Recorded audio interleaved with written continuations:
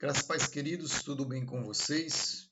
Nós vamos iniciar mais uma aula da nossa disciplina Interpretação Bíblica. E hoje o tema da nossa aula é como ler a Bíblia, ou o estudo da Bíblia. Então essa aula é para ajudar você a absorver um melhor conhecimento da sua leitura bíblica. E além de absorver esse melhor conhecimento, te levar para uma devocional mais edificante na sua vida, para que você possa conhecer melhor o nosso Deus e servi-lo melhor. Então, em Salmo 119, versículo 18, diz assim: Abre os meus olhos para que eu veja as maravilhas da tua lei. Então, essa deve ser também a nossa oração, para que no momento da leitura bíblica nós possamos enxergar as maravilhas da palavra de Deus, as maravilhas da Escritura Sagrada, que possamos, ao ler a Bíblia, a gente também ter essa mesma expectativa do salmista, de encontrar ali os tesouros que estão escondidos e que a gente precisa escavar para que a gente possa encontrá-los. Então, que a gente tenha também essa alegria, esse anseio por conhecer mais da palavra de Deus e não apenas fazer aquela leitura devocional como algo obrigatório ou fazer apenas por fazer, mas que realmente possamos ser estudantes da palavra de Deus, não apenas leitores da palavra, mas também estudantes, que possamos ser curiosos em aprender mais sobre a palavra do Senhor. Então, o que é a Bíblia, certo? Aqui tem algumas informações para nível de revisão, e a Bíblia ela vem do grego da palavra Bibles, certo? Que significa livros ou um conjunto de livros, certo? E ela é uma coleção de 66 livros, você encontra 39 no Antigo Testamento e 27 no Novo Testamento. Todos eles estão conectados, apesar de eles serem escritos por 40 homens diferentes, cerca de 40 homens, e em épocas, culturas, raças e classes sociais diferentes. Então, todos os livros da Bíblia estão conectados, todos eles apontam para o propósito eterno de Deus, propósito de redenção, propósito de salvação, propósito de glorificação do seu nome, e eles apontam para a pessoa de Jesus Cristo, certo? Então, nós vamos ver aqui uma divisão pedagógica dos livros em nossa Bíblia. Eles estão divididos de acordo com o seu gênero literário, e nós temos aqui, por exemplo, o livro da lei, o Pentateuco, que é composto por 5 livros escritos por Moisés, que é Gênesis, Levítico, Número e Deuteronômio. Nós temos os livros históricos, certo? São 12 livros aí que vai de Josué até Esté. E por que esses livros são históricos? Porque eles contam uma história, eles narram uma história. Então são livros narrativos que têm personagens e cenas, ok? E temos aqui os livros poéticos, os livros de poesia, certo? Escrito aí, como por exemplo o livro de Salmos, que ele é um livro que era usado como um cantor daqueles irmãos ali do Antigo Testamento, ok? É um livro de cântico, certo? E temos aqui o livro dos profetas menores, certo? Que, nesse caso, profetas maiores e profetas menores, certo? Essa divisão ela existe pelo tamanho do conteúdo daqueles profetas, certo? Não pela importância maior de um ou de outro, mas pelo tamanho do conteúdo da mensagem daqueles profetas. Por isso que existem os profetas maiores, porque o conteúdo da sua mensagem era maior do que o conteúdo das mensagens dos profetas menores. Por exemplo, Isaías é um livro enorme, certo? Então, por isso que ele é classificado como um profeta maior. Não que ele foi mais importante, por exemplo, do que Ageu, Zacarias ou Malaquias, que são incluídos no grupo dos profetas menores, ok? Também são livros narrativos, livros com personagens e cenas, e são classificados assim devido ao conteúdo profético que neles existem, tá ok? Então, assim, nós temos aqui os livros dos evangelhos que contam a história do Senhor Jesus Cristo após o seu nascimento. Marcos, nós temos aí Mateus, Marcos, Lucas e João. Temos também um livro histórico do Novo Testamento, que é o livro de Atos, certo? Esse livro também é um livro narrativo e com cenas e personagens. E temos as cartas, certo? Escrita aí no Novo Testamento, e ela tem um conteúdo mais prescritivo, realmente ali é um conteúdo mais pastoral, onde os autores eles aconselham os irmãos a fazerem algo ou deixarem de fazer algo. Então, o conteúdo dele é mais direto, certo? Eles realmente ali é como se estivessem prescrevendo aquilo que os irmãos devem fazer ou deixar de fazer, certo? E também temos aqui um livro profético, que é o livro de Apocalipse, que tem um conteúdo bem simbólico, certo? Para trazer uma ideia, trazer uma mensagem através dessa simbologia. Então, é um livro que você precisa ler com cuidado, para não lê-lo de forma literal, mas pegar a simbologia que existe nesse livro e então interpretá-lo para aquela época que ele foi escrito e aplicar para o dia de hoje, ok? Então precisamos ter cuidado com a leitura do livro de Apocalipse, certo? Então é assim que a Bíblia ela está dividida, ela não está dividida de forma cronológica, mas sim de acordo com o conteúdo literário de cada livro, beleza? Então aqui a nível de revisão, certo? Então a relação do cristão com a Bíblia, ela envolve ouvir, certo? Você ouve a palavra de Deus para se relacionar com ela através de uma pregação, através de um estudo bíblico. Ela envolve também ler, nós precisamos ler a palavra de Deus.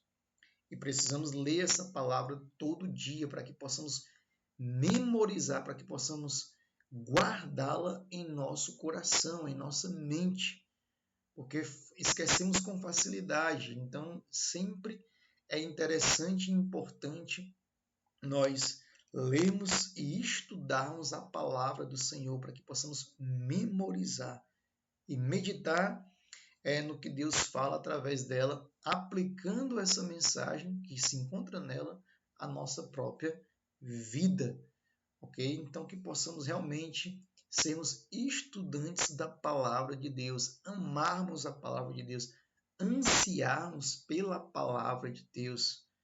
É tempo de sermos pessoas curiosas, certo? Ao lermos a Bíblia e não entendemos algo, que a gente possa ir procurar aquela resposta, que nós possamos ser estudantes, certo? Dessa palavra tão maravilhosa que Deus nos entregou. Então, eu vou deixar aqui algumas dicas para vocês, para que vocês possam seguir aí na leitura bíblica de vocês e assim estudar aquele texto no qual aí vocês estão programados para estudar no dia a dia. Então, a primeira coisa que você precisa fazer ao estudar a palavra de Deus, ao ler a palavra de Deus, é observar os fatos que contém ali. Como, por exemplo, quem são os personagens da passagem que eu acabei de ler. O que aconteceu ali. onde ocorreu o fato, quando ocorreu, então por que ocorreu esse fato e como ocorreu. Então, toda vez que quando você for fazer uma leitura bíblica, é interessante você procurar respostas para essas perguntas. Então, a primeira pergunta que você deve responder é: quem são os personagens na passagem que eu li? Vai lá procurar no texto. O que aconteceu nessa passagem que eu li?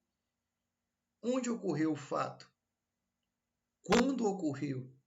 Por que ocorreu? Como ocorreu? Então, a nível de exemplo, eu queria que os irmãos abrissem aí suas Bíblias no livro de Atos, capítulo 2, do versículo 1 ao versículo 13. Está aqui 10 aí na sua tela, mas nós vamos ler até o versículo 13, que conta a história da descida do Espírito Santo. Ok? Então você pode ler essa passagem aí. É interessante você aí da sua casa abrir essa passagem, tá ok? É interessante também sempre quando você for assistir uma aula, não assistir de todo jeito.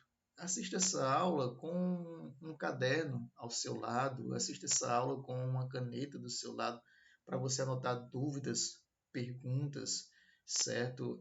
Informações interessantes. É interessante você valorizar esse momento tão privilegiado que a gente tem de aprender mais sobre a palavra de Deus. Então fica com a sua Bíblia aberta e leia o Atos capítulo 2, do versículo 1 ao versículo 13. Diz assim: chegando o dia de Pentecostes, estavam todos reunidos num só lugar. De repente veio do céu um som como de um vento muito forte, e encheu toda a casa na qual estavam assentados. E viram que parecia línguas de fogo, tochas de fogo, né? Labaredas de fogo, que se separaram e pousaram sobre a cada um deles. Então todos ficaram cheios do Espírito Santo e começaram a falar em outras línguas, conforme o Espírito os capacitava. Naquele dia havia ali em Jerusalém judeus devotos a Deus, vindo de todas as nações do mundo. Ouvindo-se o som, ajuntou-se uma multidão que ficou perplexa, pois cada um os ouvia falar em sua própria língua. Espantados e maravilhados, eles perguntavam: acaso esses homens que estão falando em nossa própria língua, eles não são galileus? Então, como ouvimos cada um de nós em nossa própria língua materna? Partos, medos, elamitas, habitantes da Mesopotâmia, Judéia, Capadócia, do Ponto e da província da Ásia, Frígia e Panfilha, Egito e das partes da Líbia, próxima a Cirene, visitantes vindos de Roma, tanto judeus como convertidos ao judaísmo, cretenses e árabes. Nós os ouvimos declarar as maravilhas de Deus em nossa própria língua. E espantados e perplexos, todos perguntavam uns aos outros: o que significa isso? Alguns outros, todavia, zombavam e diziam: eles beberam vinho demais. Então, é uma passagem bem interessante que dá para você, então, responder essas perguntas, ok? Então, vamos tentar responder essas perguntas. Então, a primeira pergunta que você vai responder: quem são os personagens da passagem? Lembra que nós estamos observando os fatos. Então, quem são os personagens dessa passagem?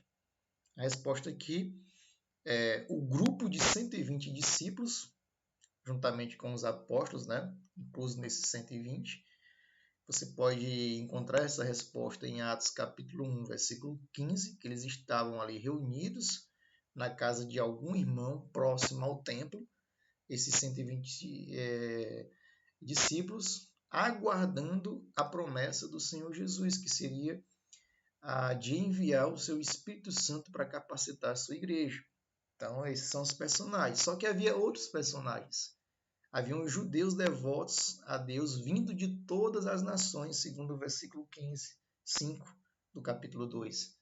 Além desses judeus devotos a Deus, também haviam pessoas que não eram judeus de sangue, mas se converteram ao judaísmo.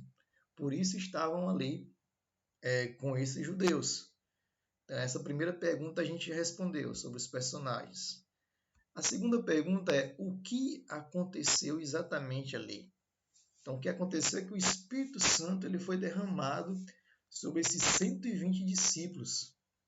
E esse fenômeno, da chegada do Espírito Santo, ele acaba chamando a atenção de todo mundo, porque eles ouvem um som, certo? Como de um vento.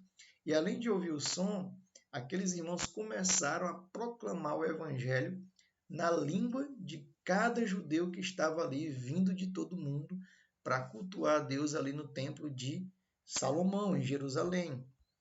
Então, onde aconteceu o fato?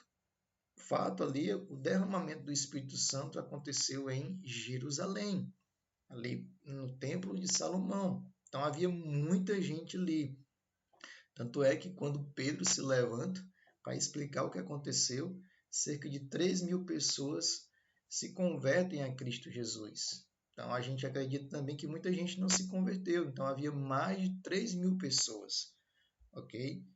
Então, quando isso aconteceu, o texto é bem claro, esse fato aconteceu no dia de Pentecostes. Pentecoste significa a festa da colheita, onde os judeus ali comemoravam, além da Páscoa, comemoravam também o Pentecostes, certo? Isso aconteceu dias após a Páscoa, certo? Essa festa de Pentecostes, onde ali os judeus agradeciam a Deus pelas suas primeiras colheitas. Então, por que isso aconteceu? É interessante responder essa pergunta, porque esse fenômeno, o que é isso? Esse fenômeno do Espírito Santo, do derramamento do Espírito Santo aconteceu. Por quê? Esse fenômeno aconteceu para cumprir a promessa de Deus do envio do seu Espírito Santo, certo? E essa promessa foi profetizada tanto pelo profeta Joel como pelo próprio Senhor Jesus Cristo. E também isso ocorreu para que Deus capacitasse a sua igreja para pregar o evangelho através do Espírito Santo, ok? Então, como isso ocorreu? Nós precisamos entender como isso ocorreu. O que ocorreu? Lembra que o que ocorreu aqui foi o derramamento do Espírito Santo de Deus. Então, como isso ocorreu? Então, o Espírito Santo foi enviado de forma pedagógica, certo? Para trazer um ensinamento para a igreja. Então, Deus ele foi bem didático, foi bem pedagógico com o derramamento do seu Espírito Santo, porque ele queria trazer um ensinamento para a igreja. Então, Deus usou, por exemplo, em sua pedagogia, o som como de um vento, tochas de fogo ali sobre a cabeça de cada irmão, cabeça de cada um dos 120 discípulos, na casa de um dos irmãos. E também ele usou o fenômeno da proclamação do evangelho na língua de cada judeu que estavam ali. Então Deus ele queria ensinar algo, né, com esse fenômeno. Quando ele usa tochas como de fogo sobre a cabeça de cada um, quando ele usa o som de um vento, ele traz fenômenos que ele utilizou muito no Antigo Testamento. Fenômenos esses que significavam a sua presença ali no meio do povo, certo? Então, quando ele manda o vento e o fogo, ele está dizendo, eu estou no meio da minha igreja. Eu estou ali no meio do meu povo, eu me faço presente no meio da igreja. Essa é a minha igreja, estou presente nela. E quando ele usa o fenômeno da língua, ele está dizendo que o evangelho é para todas as nações, é para todos os povos. Que o evangelho não está limitado apenas para os judeus, o evangelho é para todo aquele que crê em Jesus Cristo. E ele deveria ser pregado em todas as nações, ele deve ser pregado. Então esse foi o objetivo, para mostrar que ele continuava no meio da igreja, capacitando para a pregação do evangelho em todo o mundo. Então foi assim que aconteceu com esse objetivo, ok? Então, nós vamos agora, a gente já observou os fatos, esse é o primeiro passo, você observa os fatos respondendo essas perguntas. Agora você vai para a segunda etapa, que é a interpretação do texto, ok? Então você já observou o fato, interpreta o texto. Então, qual a ideia central do texto? Certo? Você leu Atos do capítulo 2, do versículo 1 ao 13, e você precisa encontrar qual é a ideia central daquele texto. O que o autor está querendo transmitir para os seus leitores como a sua ideia central, a sua principal ideia. Precisa responder. Outras perguntas que a gente precisa responder é: quem escreveu o texto bíblico? Qual é o autor desse texto? Interessante. Quando ele escreveu e em que circunstância ele escreveu? Para quem ele escreveu? Qual o propósito do livro ou da carta que estamos lendo? De onde ele escreveu? Quais eram os costumes da época? É interessante a gente responder essas perguntas. Então vamos lá, vamos responder. Qual é a ideia central do texto? O que é que o autor está querendo passar com dos versículos 1 ao versículo 3? Então, quando você lê, a ideia central do texto é que Deus cumpre a sua promessa e envia o seu Espírito Santo para capacitar a igreja. Então, essa é a ideia central do texto, e você percebe que ela é a ideia central porque Pedro interpreta o fenômeno do derramamento do Espírito Santo. Logo que o Espírito Santo desce, as pessoas começam a falar na língua materna de cada ouvinte. Pedro então prega, e ele vai interpretar o acontecimento. E no versículo 16 do capítulo 2 diz assim: isso não é o que foi dito pelo profeta Joel? Certo? Ele está dizendo: olha só, a profecia do profeta Joel está se cumprindo. Então, a ideia central do texto ali, que nós acabamos de ler, é que Deus ele cumpriu a sua promessa. Ele enviou o seu Espírito Santo para capacitar a igreja na missão de pregar o Evangelho, certo? Na missão de levar as pessoas a adorarem a Deus. Então perceba que a ideia central do texto não é o povo falar em línguas, como alguns pregam. A ideia central do texto não são as línguas ali que o pessoal está falando. A ideia central do texto é que Deus ele cumpre a sua promessa. Ele enviou o seu Espírito Santo. E o Espírito Santo é para capacitar a igreja. Essa é a ideia central. Então você vê essa promessa em Joel, capítulo 2, do versículo 28 ao versículo 32. Então toda vez que quando você for ler um texto, saiba que ele tem uma ideia central. Ele tem várias ideias, mas ele tem uma ideia-chave. A ideia central, e você precisa descobrir qual é a ideia central. É a ideia geral. Como se nós pudéssemos resumir o texto em apenas uma frase. Certo? Naquilo que o autor quer nos ensinar. Então, toda vez que quando você lê um texto, você tenta resumir com uma frase. O que o autor está querendo esclarecer nessa passagem? Então, você responde. Essa é a ideia central. Ok? Então, a ideia central aqui é que Lucas queria esclarecer que a promessa foi cumprida. A promessa feita por Jesus, a promessa feita por Deus através da vida de Joel, no capítulo 2 de Joel. Então é isso. Então vamos continuar. Então, continuando na interpretação do texto, vamos responder agora quem escreveu o texto. Esse texto, a tradição diz que foi Lucas, embora Lucas ele não aqui se apresenta no livro de Atos. Mas a tradição diz que Lucas escreveu o livro de Atos. Então, Lucas era um médico. É interessante você, antes de iniciar a leitura de um livro, a leitura de uma carta, você pesquisar e anotar no seu caderno sobre a vida do autor. Isso vai facilitar na sua interpretação. Então, Lucas, ele era médico, historiador, e é muito interessante que ele foi companheiro de Paulo em suas viagens, em algumas das suas viagens. Então, ele estava com Paulo, por exemplo, em sua segunda prisão em Roma. Isso é muito interessante sobre Lucas. Lucas ele não chegou a ser testemunha ocular de Jesus, mas ele foi testemunha ocular de Paulo e suas viagens. Colossenses 4,14, Paulo fala dele. Ele diz assim: Lucas, o médico amado, e Demas enviam saudações para vocês.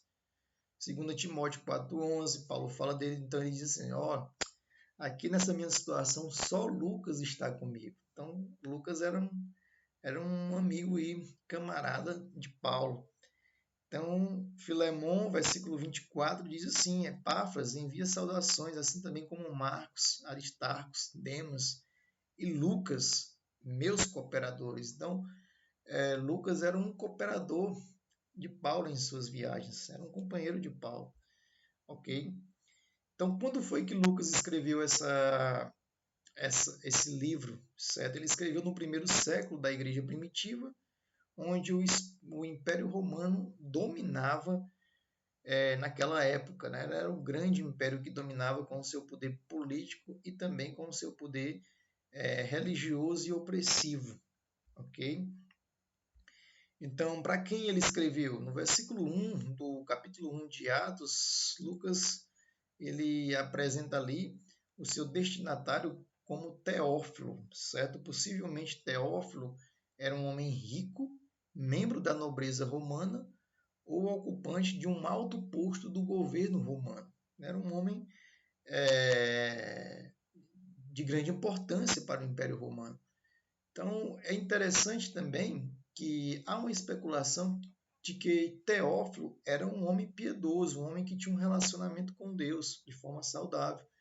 Ele era um romano convertido ao Evangelho de Jesus Cristo, porque o seu nome significa aquele que ama a Deus.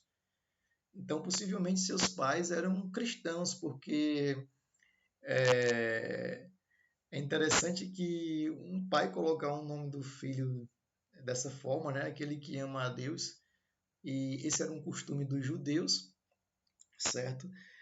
Possivelmente ele era um cristão, ok? Então, o propósito do livro, nós precisamos também responder qual é o propósito do livro. Então, é mostrar que o cristianismo ele é uma religião legítima e não um risco para o Estado romano. Então, Lucas queria mostrar que o cristianismo ele não veio para medir força com o Império Romano, certo? Com o Estado romano. Ele veio para apresentar o reino de Jesus Cristo. E o reino de Jesus Cristo ele não é terreno. O reino de Jesus Cristo ele é celestial. Outro objetivo é mostrar que o ministério da igreja é a continuação do ministério de Jesus Cristo. Jesus Cristo ele morreu, sim, mas ele ressuscitou, ele está vivo e ele enviou o seu Espírito Santo para continuar o seu ministério através da igreja. Então, outro objetivo de Lucas é que era oferecer uma narrativa do crescimento da igreja. Igreja essa que começa com 120 judeus convertidos, lá na cidade de Jerusalém, e aí ela, no livro de Atos, ela vai terminar com o número incontável de cristãos convertidos espalhados por todo o Império Romano, inclusive ali em Roma, ok? Então, depois que você observou os fatos, depois que você interpretou o texto lido, perceba que você já concluiu duas etapas. Você observou os fatos, você interpretou o texto lido, você estudou o propósito da carta que você leu ou do livro que você leu. É interessante você anotar o propósito sempre quando você começar a ler um livro ou uma carta. E agora que você entendeu os fatos, interpretou o texto, você vai aplicar na sua vida. Ok? Perceba como são interessantes as etapas da interpretação bíblica. Observação dos fatos, interpretação daquilo que o autor estava dizendo, ok? E então, agora eu vou aplicar na minha vida. É tirar lá do passado e trazer para o presente, certo? Então, isso é hermenêutica, ok? Nós fizemos uma exegese, analisamos o texto original ali, o texto escrito para os irmãos, e agora a gente faz uma hermenêutica, uma aplicação para os dias atuais. Interpreta o texto na minha vida, na sua vida. Então, assim, nós precisamos responder essas perguntas. Qual a mensagem de Deus para a minha vida com o texto que eu acabei de ler? Há algum mandamento ou princípio que eu preciso obedecer? O texto ele é narrativo ou prescritivo? texto que nós acabamos de ler, ele é narrativo ou ele é um texto prescritivo? Ele é um texto narrativo. Ele tem personagens e ele tem cenas. O autor narra uma história. Então, o texto narrativo, ele não prescreve. Ele não diz assim, ó, faça isso ou deixe de fazer isso. Mas ele tem princípios que devem ser seguidos. Ok? Ele não tem prescrição, mas ele tem princípios. Então, precisamos encontrar, escavar esses princípios que estão escondidos no texto. Então, há alguma promessa que eu deva confiar? Existe alguma advertência que eu devo observar? O autor está advertindo os seus leitores e eu posso trazer essa advertência para a minha vida?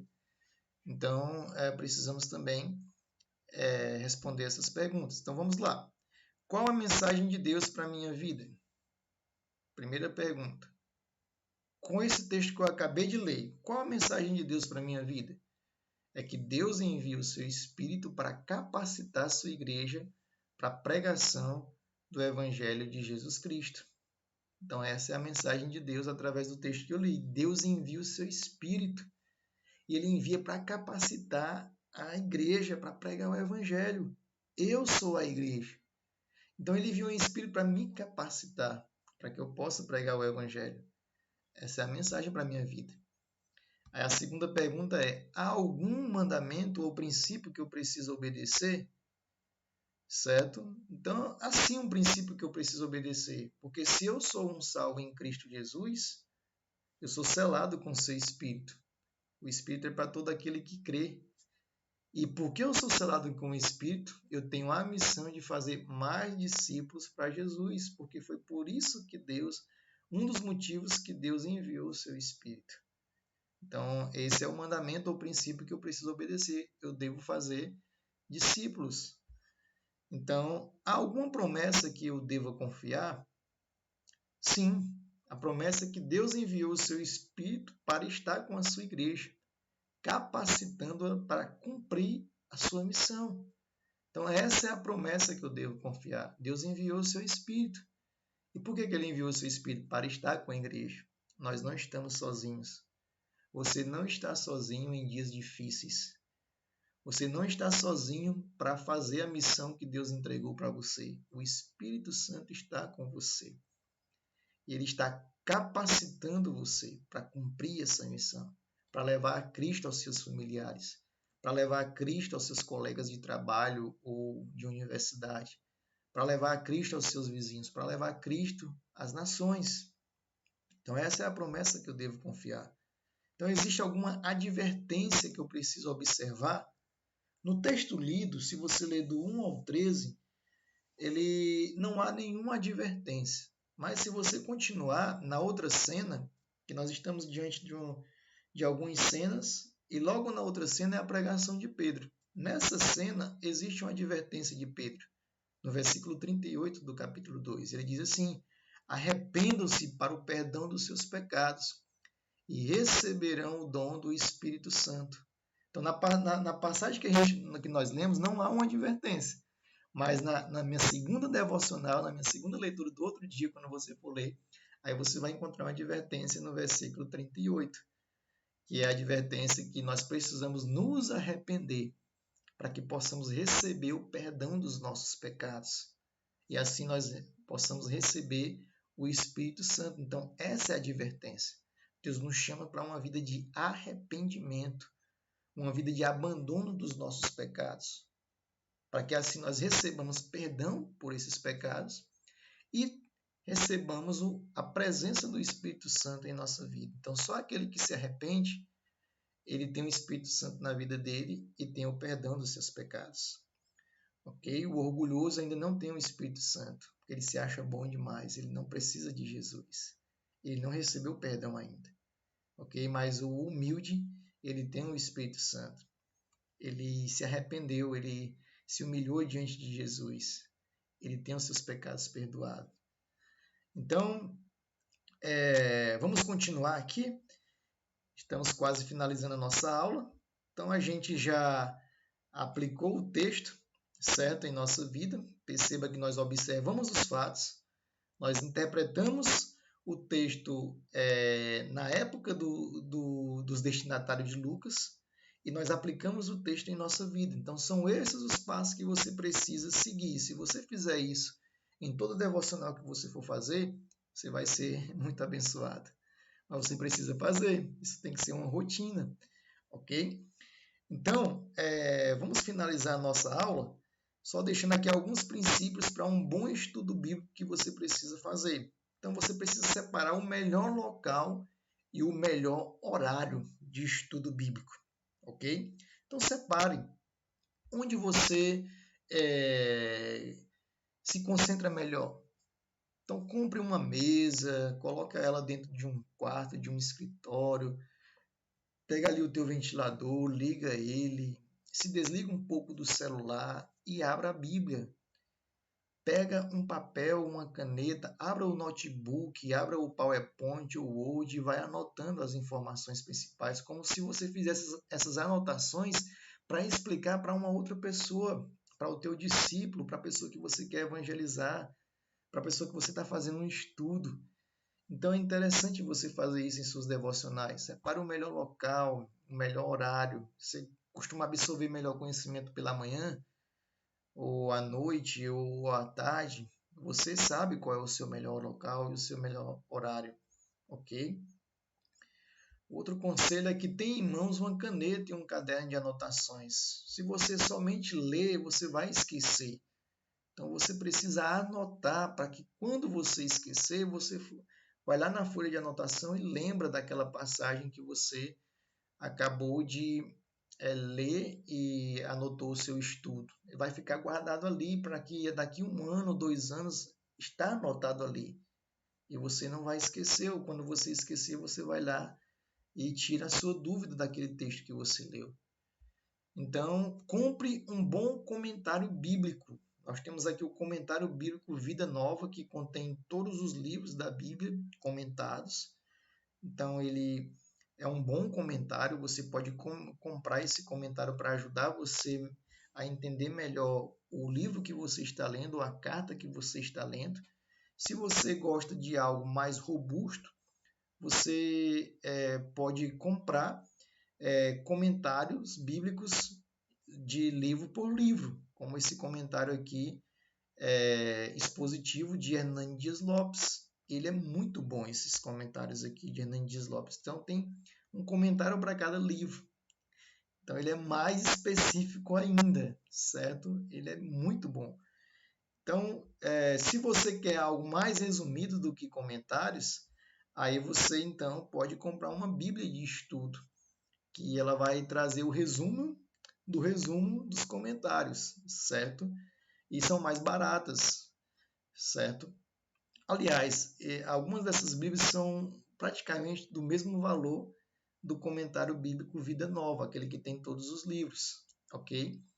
É uma diferença ali de 30 a 50 reais. Então você pode comprar, ao invés de comprar a Bíblia, pode comprar o comentário bíblico, ok? E você não vai perder dinheiro, você não vai jogar dinheiro fora.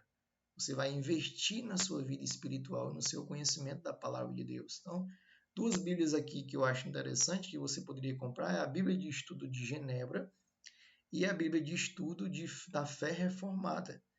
Então, essas duas Bíblias aqui você pode comprar com segurança, que elas são bem interessantes.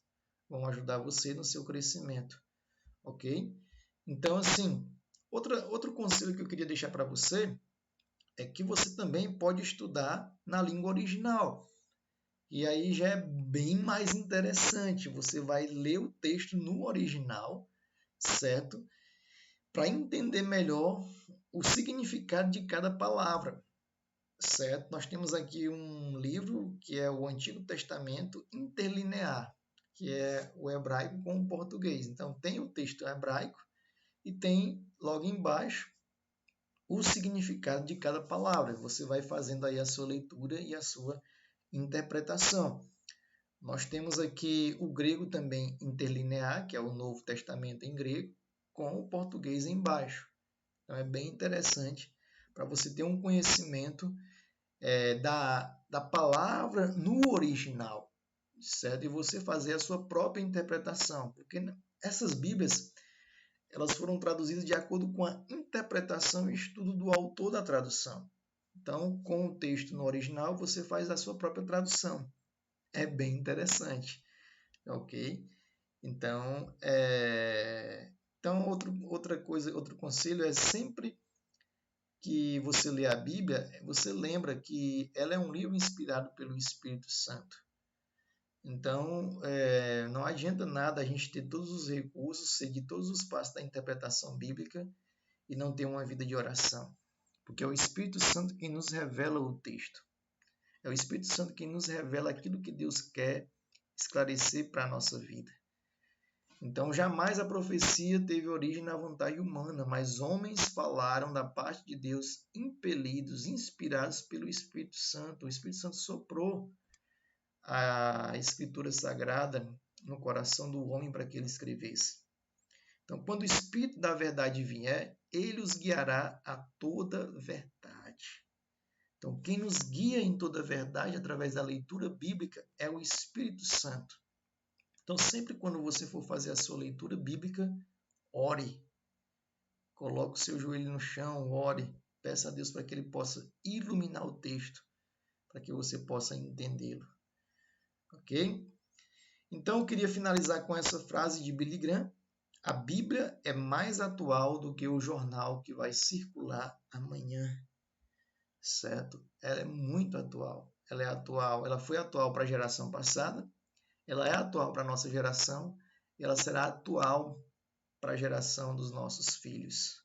Que Deus possa abençoar você, que você possa amar a palavra de Deus, que você possa estudar a palavra de Deus, que você possa ter anseio pela palavra de Deus. Invista a sua vida em estudar a palavra de Deus.